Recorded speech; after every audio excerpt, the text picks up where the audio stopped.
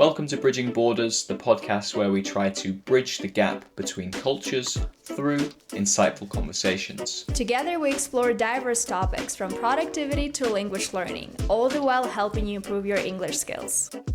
Hey Sam, how's it going? Hey Veronika, I'm really good. I'm really excited about filming this episode with you because we're going to be playing Would You Rather. So, how are you feeling? I'm feeling very excited. It is a very, very fun, conversational party game, right? That basically involves presenting a choice between two options. And obviously, you can make it as silly as you want to. You can make it serious. You can make it fun. Today we basically each chose 5 questions for each other. I'm going to ask Sam 5 different questions. He's going to ask me. So hopefully you guys are going to have a lot of fun listening to our conversation. And maybe you could also ask your friends or family members some of those questions and have a good time with them too. Yeah, and we don't know what the questions that we've picked for each other are. So we'll be listening to them live. We haven't planned any of the answers. Yes, it's going to be a big surprise. Okay, do you want me to ask you the first one? Absolutely. Okay, I've tried to pick ones that are actually difficult to choose because there were like some fun questions, but I felt like the answer was always a little bit easy. So I've tried to pick some ones that you'd actually have to think about it, and maybe you're torn either way, and you could choose both. And I think people will get to know you a bit better as a person after answering these 5 questions. So it should be interesting. Let's start with the first one. And would you rather be beautiful and stupid, or unattractive but a genius? Oh my God, I love this question. Wow. It's pretty interesting. I think for me, it depends on first I wanted to say it depends on my work, but then if I start thinking about it a little bit more, if my work requires me to be extremely beautiful, but if as a person I'm stupid, then I'm probably not gonna last very long at this position. Probably people are gonna, exploit me. They're gonna maybe not pay me enough, or I'm just gonna spend all my money on unnecessary things. So it's difficult because I think sometimes in my life, I don't feel extremely beautiful because sometimes I struggle with acne. And right now, my skin looks fine, but I have some scars. And sometimes when I have active breakouts, it makes me feel bad about myself. It makes me feel unattractive, if I'm being completely honest. So I think I would choose the second option, unattractive but a genius, because I always appreciated my brain and how smart I can be, and all the knowledge I have and all the knowledge that I can get. So I would go with that option. Well done. You haven't appeared vain. I Thank think I'd you. actually choose the opposite because it's difficult to change how you look, but you can become more educated. And there is a thing called the pretty privilege, where pretty people or more attractive people have more of a privilege, and people maybe trust them more. They think they're more intelligent. So I don't know what I'd choose. So I'm glad I didn't have that one. Absolutely. Yeah, it is definitely an unfair advantage. Yeah. I mean, to be honest, I think it's a more obvious unfair advantage, like, oh, when a person is extremely attractive. But at the same time, if you as a person, if you're extremely smart, it can be an unfair advantage too. You just need to learn how to use it. So, True. yeah. And if you were really beautiful, you don't want to just be known for being beautiful, because people might not view you as holistically, or they might not view other parts Exactly. of you, and they might just think, oh, you're just this pretty person. Yeah, that's actually something that I struggle with sometimes on YouTube when I receive comments from people when I create a video about English, let's say. And some people in the comments are telling me that you're beautiful or you're so beautiful. To me, it's a little bit strange because my content on YouTube is not about fashion or me teaching people how to do makeup, so that, oh, someone can say, oh yeah, you look beautiful, this dress, or you look beautiful with this makeup. It's more educational. So it's like me sharing what my brain is Hmm. capable of and people commenting on my appearance. Yeah, it doesn't feel holistic, as you said. Yeah. So it's Everyone in definitely the comments, tell Veronika she has a beautiful brain. Thank you. I appreciate it. Okay, Okay. what's my question? Yes. Your question is, would you rather have a personal maid or a personal chef? Hmm. I think I would choose a personal chef because I think my cooking compared to their cooking is going to be drastically different. The cleaning that someone else could do compared to the cleaning I could do is not that different. And yeah, I don't mind cleaning that much. You know, you can listen to a podcast, you can listen to this podcast, you can listen to some music. And yeah, I think I'd prefer a personal chef. Also, I guess no. The thing is, with a maid, how often would they have to come into the house? I wouldn't really want to have someone coming into the house too often because it's like my private space. Yeah, But I guess however you want to, however yeah, many times you want to. I guess a chef would have to come in 3 times a day, wouldn't they? Unless they, pre-make some meals. But who knows? But yeah, I think I'd choose a chef because they would be able to make some really tasty meals that I first of all don't have the energy or time to do or have the ability to do. So yeah, imagine that'd be great. Absolutely. No, yeah, they can definitely meal plan because I have seen a lot of like short videos on Instagram where personal chefs share their experience and they usually come in and they make like dishes for probably the next 3 days. Because then, well, maybe some food is going to go bad or it's going to taste different. So basically, they come like every 3 days, I would say. Yeah, that sounds pretty good. I might look into that. I don't think I can afford it, but maybe one day. Nice. Okay, so would you rather be the best player on a losing team or the worst player on a winning team? Oh, that's tough. Because as a kid, I did sports for a very long time. And in many situations, I was the worst player or the best player.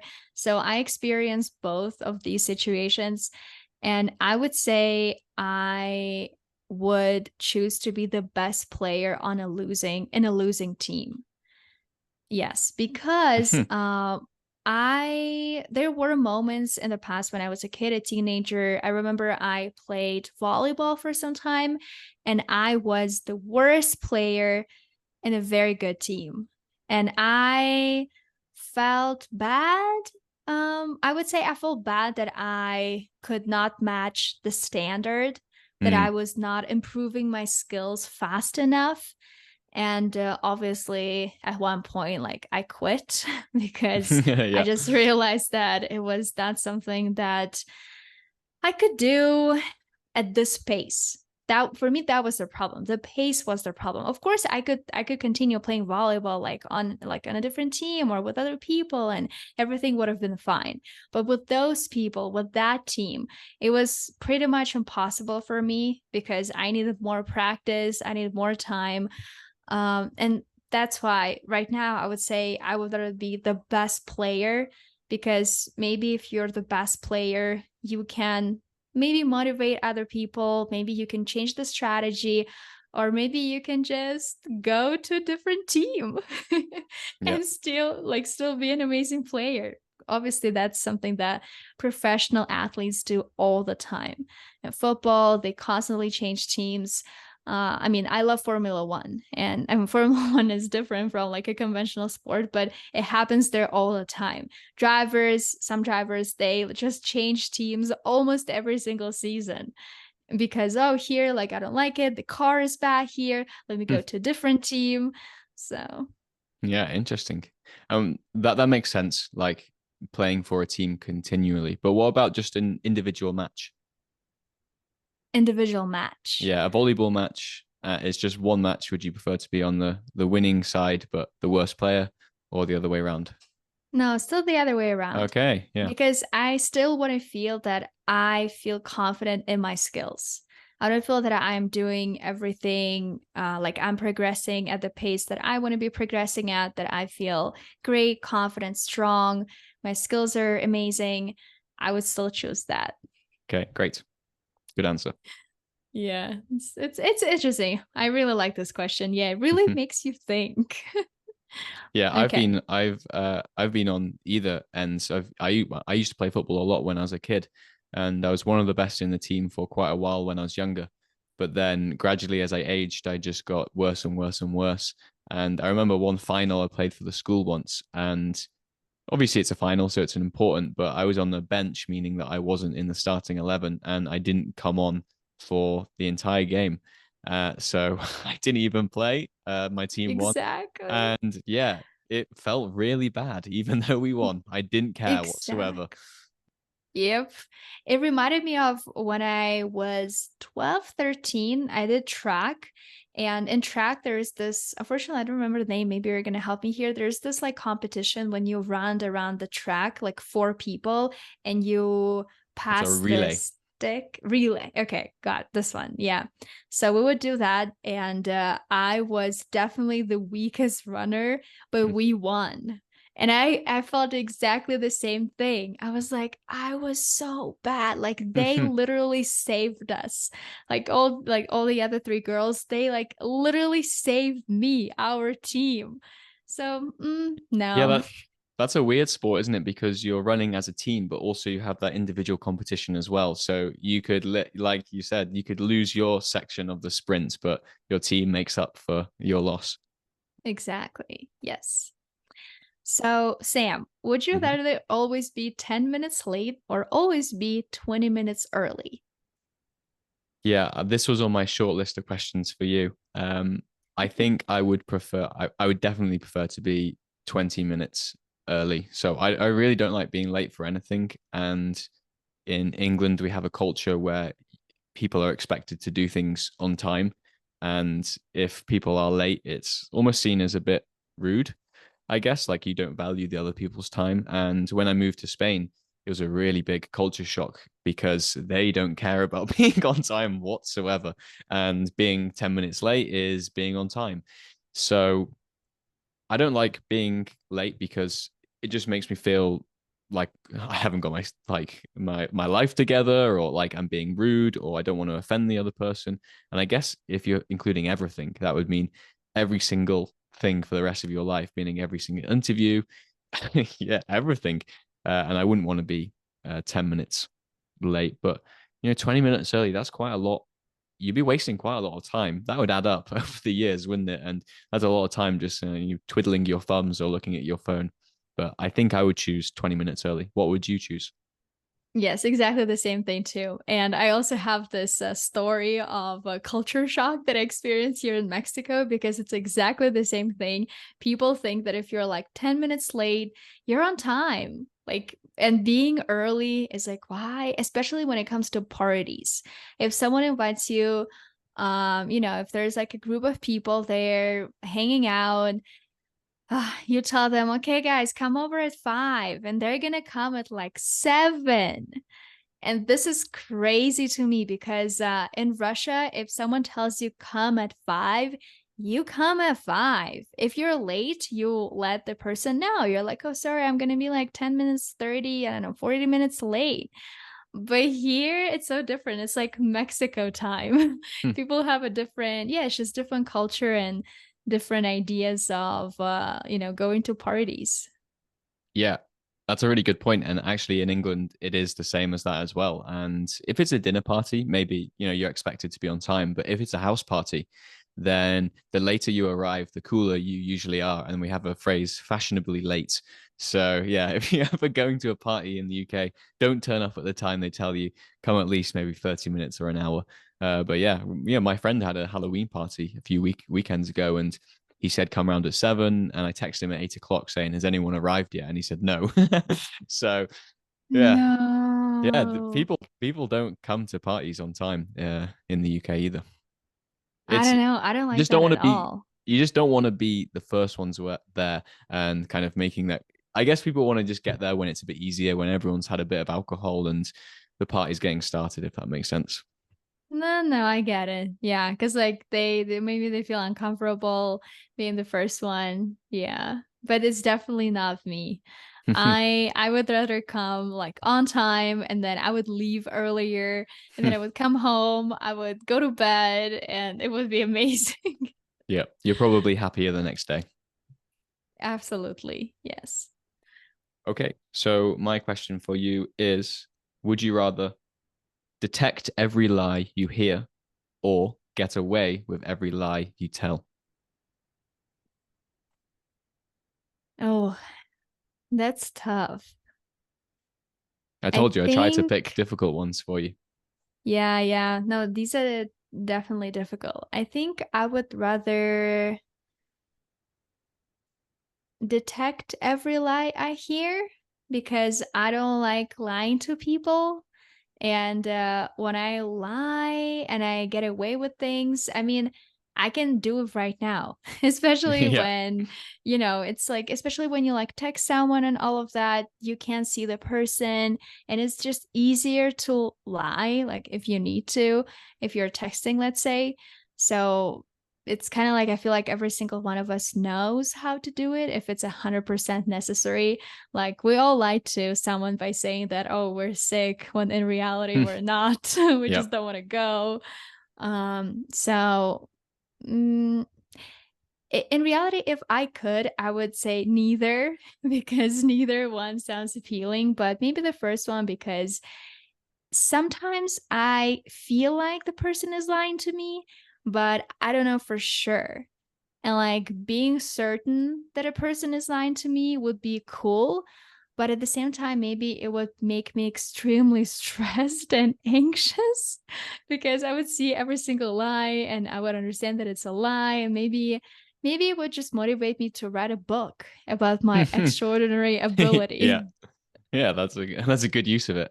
And yeah, I agree. I wouldn't want to tell lies to people. And I think, you'd build up a bit of a complex or that it would go to your head. And you'd know if you had this power to be able to lie into every single situation, then you could do a lot in life. But yeah, you'd go a bit crazy, I think.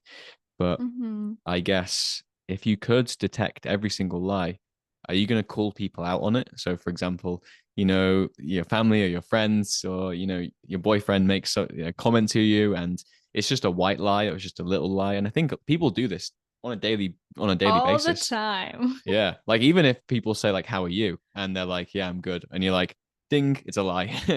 Are you going to call people out on it? What do you think? I think it depends on the situation. Yeah. If I am very close to this person and like, they're saying they're good and I know they're not good, they're not doing good, I might ask a follow-up question, but at the same time, I think it's important to respect people's boundaries, and especially when it comes to, how you like you're feeling and your life. If someone just tells you, "Oh, like I don't want to talk about it. I'm okay." And if it's like a hard no, like they're just saying no to you, then just, stop. It's their personal boundary, and it's important to respect that. Yeah, absolutely. Yeah. Okay. So, my question to you is would you rather give up your cell phone for a month or bathing for a month? Um, it would definitely be give up my phone. So in my daily life, this would be really difficult. But I think if I was able to go on like a nice retreat somewhere or go on holiday for a month and I'm in the mountains in Tuscany or something, then that would actually be really nice. Um, but yeah, not showering or having a bath for a month. No one would want to hang out with me because I'd stink and you'd just feel disgusting, wouldn't you? I would really like the idea of not going going without my phone for a long period of time. But yeah, in the daily life, it's just so ingrained now, isn't it? So it would be pretty difficult. But I couldn't not shower for a month. I'd feel gross. Yeah. I like how you said like maybe pairing it with a different experience, like Mm, giving up your phone for a month and then while you're not using your phone, going somewhere where you wouldn't be able to use your phone anyway. yeah, Like somewhere in the mountains, doing something like a retreat, maybe like a silent retreat, like when you have to be like completely silent for a month, or maybe a yoga retreat, something like that, yeah, where like you're just, journaling every day, analyzing stuff, reading a lot. and you're just there. You're very, very present. But yeah, I think it would be hard and impossible for me to give up showering for a month too. Yeah, I think people would start. Have you ever had that feel? I think it's called like a phantom buzz when you feel like you've had a vibration in your pocket. Maybe I don't get this anymore because my phone's never on vibrate, but I guess Uh-huh. it used to be. And yeah, people get this feeling that like their phone is vibrating in their pocket and they realize that their, phone's not actually vibrating in their pocket. So I feel like a lot of people it'd be really difficult to spend it, even me, that'd be really difficult for me. And it'd be those small moments, when you've just finished a task or you're in between doing tasks or you've got I'm 20 minutes early because I have to be 20 minutes early everywhere. And I've got nothing to do. It's just those little moments where you use your phone just to fill that micro gap of being bored, waiting in line at a shop, for example. And you're like, oh, I'm going to be here for 2 minutes. So I can just, look at my phone. Great. I think those would be Hmm. the difficult moments. Exactly, absolutely. I have this thing with my watch. That's why right now I'm not wearing my Apple Watch, because sometimes it vibrates, but sometimes it doesn't. And I'm like, oh, I have a notification, but in reality, I don't. Oh, And like this constant, like, oh, I have a notification. It's just driving me crazy sometimes. And yeah, I really need to spend some time without it too. yeah, yeah. It would be nice. Okay, mine's actually pretty similar to that. And would you rather never go on social media again or never watch a film again? Definitely. Okay, no. First, I was like, definitely never go on social media again. But then I remembered that I work on social media. That's why I chose So, that's why I chose the question because I thought, okay, social media is definitely linked to her work, but films are great. do you consider YouTube social media? I'll let you off and say it's not social media. Okay, if we don't consider YouTube social media, then I would choose social media because I am willing to give up Instagram, TikTok, and all everything that I have right now because I love watching movies. I love watching documentaries, all different kinds of movies, and I cannot imagine my life without movies, and like never ever watching a movie again just sounds very scary. But if we, put YouTube into this category of social media, uh then probably I would first have to think about if it's possible for me to change my job and find a different job that is not connected to YouTube, not connected to social media at all. And if it is possible, then I would still choose social media. And I think it is possible. Everything is possible as long as you want to and you spend enough time trying. So yeah, in any like in any way, for me, it's going to be social media because yeah, definitely I could give up that because I don't like using it as a user. Sometimes it is pretty destructive to me. It makes me feel bad, makes me feel like I'm wasting my time. And so even when I post something, right now, especially maybe in the past, I would post like every single day, lots of content. But now I try to be very selective and very careful with what I post because I understand that just people are gonna be seeing so many different like images, videos, pictures, and all of that. And sometimes it's hard. Yeah, I agree with you on that one. I would go without social media. Hmm. Okay. Would you rather be alone all your life or surrounded by really annoying people? Wow. Okay. I think that's a really difficult one.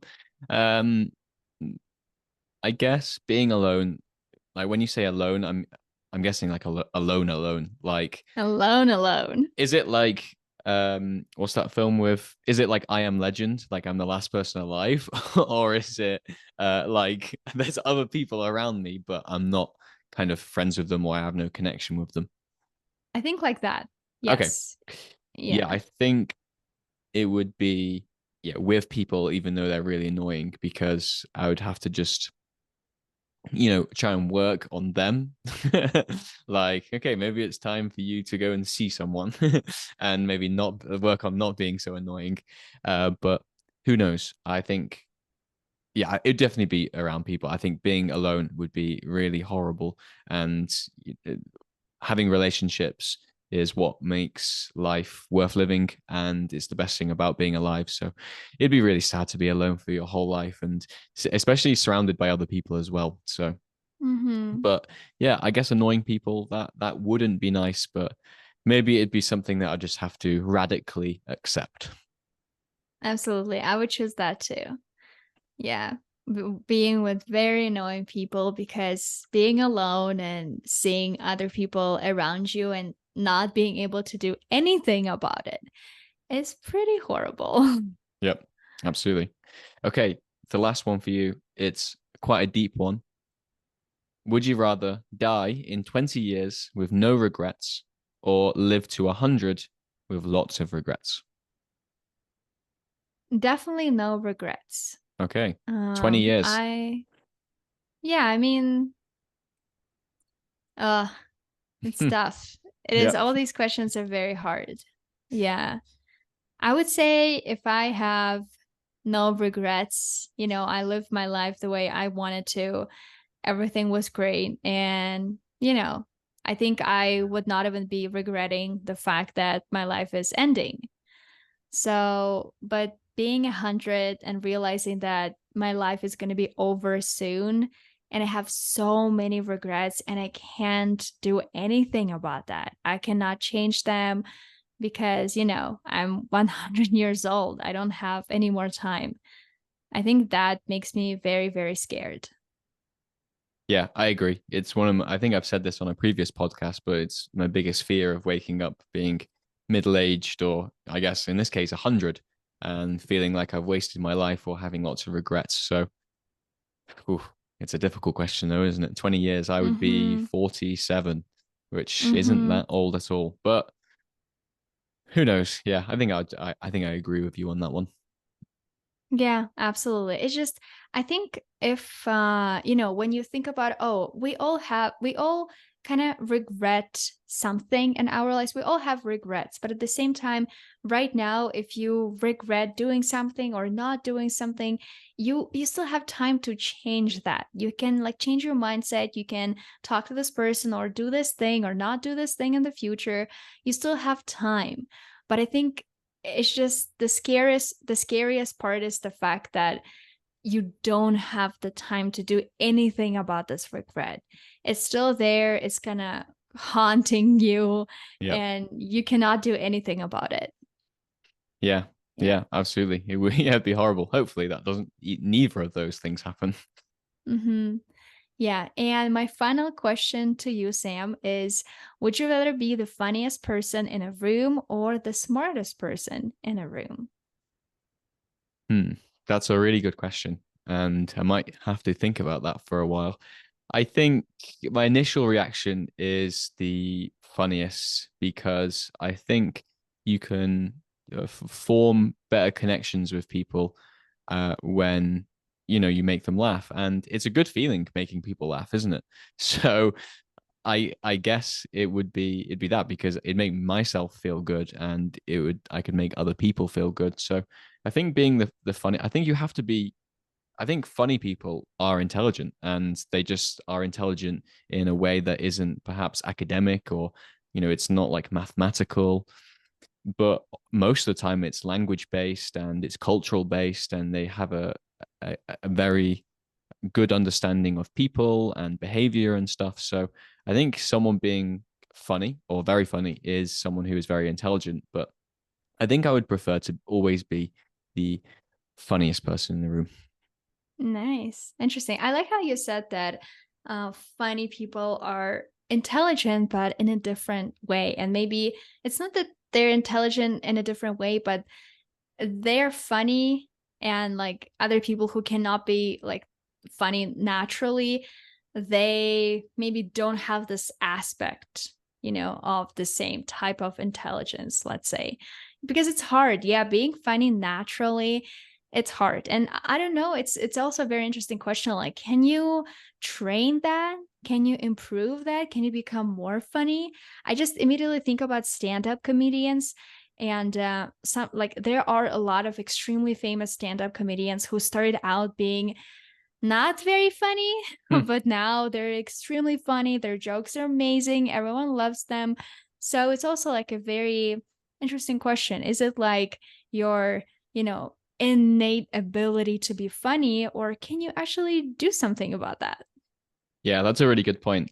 I can think of some of my friends, and especially one of my friends who is intrinsically funny, and he's the funniest person I know. And when I see him, it's always laughing because he just is able to, make jokes and have fun conversations all the time. And I would definitely say he's intrinsically funny and naturally funny, which is great. I think his granddad was actually a stand-up comedian as well. So maybe it runs in the Wow. family, or maybe it's Okay. just being surrounded by those types of people. But it's really, I listened to an interview with Jimmy Carr, who is probably one of the most famous stand-up comedians in the United Kingdom. And in that interview, he mentioned that he thinks that in the future, that comedy will be taught in schools because we teach other arts forms in schools. We teach, actual arts, which is, drawing and painting and stuff.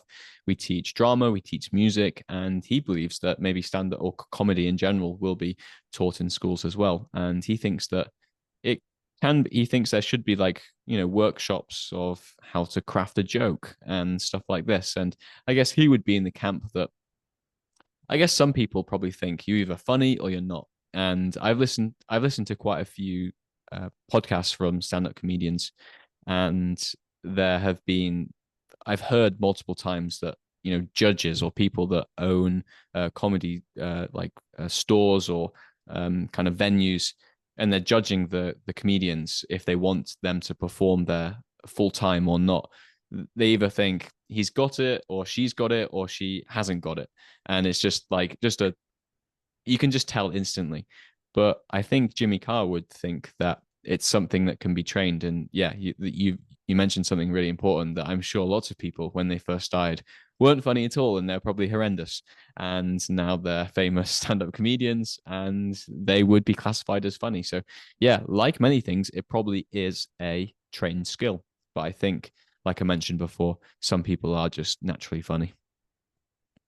Okay. Yeah, it's very interesting. It's definitely like those workshops, if they were introduced like in some universities or schools, I would really like to sign up to try, because I love when I watch stand up how some comedians can create those connections between the joke they just said and a new joke. And then, like, they're mentioning this like fifth joke and they create a connection with the first joke. Yeah. And that to me is an incredible skill. Yeah. Yeah, and even with different comedians and their style of comedy, you can see some of them are like how you just mentioned. So they're very well polished and everything is connected Mhm. and every single line or word is kind of timed perfectly. And then some people are they just get up and they're just like rolling with it and they're not really planning it too much and they're just going with it. And I it's probably easier to be someone who's funny when it's polished, but I really appreciate it when someone can be funny off the cuff. Like they haven't planned it, but they're just going up there and they're just they're just being funny naturally. I think I appreciate comedy more when I can tell that it's not too polished or it's not too planned. But yeah. Yeah, I remember one day I saw the stand-up comedian in like real life. I went to like a stand-up show, and he was one of the comedians performing, and he got on the stage and he was just like, well, let's perform, shall we? I don't even know what to say. I don't even know like where to start. And at first I was like a little bit taken aback because I'm so used to like comedians being like, okay, joke one, joke two, joke three, like laughing, blah, blah, blah. And this guy was just so slow. Like everything he was saying was so slow. But I think it was also maybe his like persona on stage. It was a part of everything he was saying, but it was funny. That was the craziest part. At the end of the day, it was a very good performance. It was funny. Yeah, I guess because there's some level of like it being unexpected and something unexpected is funny. I guess stand-up comedians can get away with that. But imagine if you started your next YouTube video like, oh, well, I'm here again. Yeah, no, that would be pretty bad. Okay. So thank you very much for answering those questions, Veronica. I think I learned a lot about you, and I think you learned a lot about me, and the audience will have learned a lot about both of us. So I gave you some difficult ones there, so I really appreciate it. Yeah, yeah. Thank you so much. No, it was very, very fun. So thank you. And it was a very interesting discussion. And I really hope you guys enjoyed listening to us. As a reminder, if you want to download the transcript to our conversation, you can do it completely for free by clicking the link in the description. So thank you so much for listening to us today. And thank you to Sam. Thank you, Veronica, and thank you, everyone listening. Bye. See ya. Thank you for joining us on this episode of Bridging Borders. If you enjoyed the conversation, be sure to subscribe to the podcast for more useful insights. Stay connected by following us on social media. You can find us at bridging_borders_podcast. Until next time, keep exploring, keep learning, and keep connecting.